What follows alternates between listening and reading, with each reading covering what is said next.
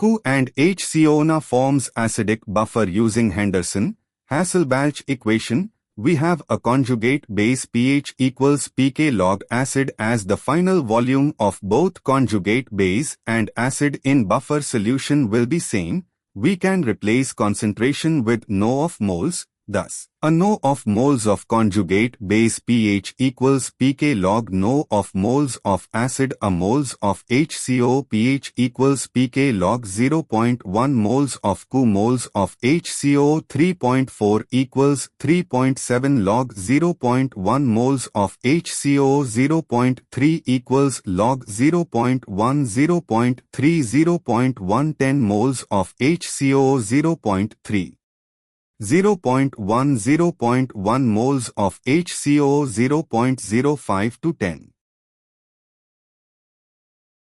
The answer is B.